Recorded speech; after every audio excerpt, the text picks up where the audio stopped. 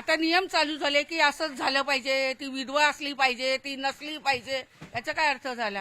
आता मला सांगा कुणाला देणार संधी तुम्ही? मी तर सांगते, मला तर असं वाटतं कोणालाच देऊ नये, राहू दे तिथे, फुकट जाऊ दे मतदान. खरं मी सांगते, कारण प्रत्येक जण जर असं आपण कशाला निवडून देतो त्यांना, की त्यांनी गरजू माणसांसाठी काहीतरी करावं. मग त्यांनी स्वतःहून केलं पाहिजे जनतेसाठी. तुम्ही मराठी आहात, आता मराठी म्हटलं की ठाकरे असं एक समीकरण आहे. ठाकरेंनी काय नाही केलं मुंबईत?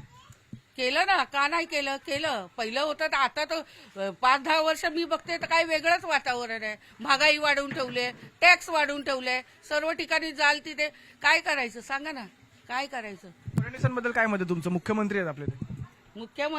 मुख्यमंत्री आले तरी तेच करणार, कारण गरिबाची बाजू तर मला दिसतच नाही घेताना. एकनाथ शिंदे मी म्हणतात मी स्थानिक मी खूप खूप केले, कुठे कुठे केले, जिथे त्यांचं जे आहे त्यांचं सानिध्य तिथपर्यंतच ते गेलेले आहे.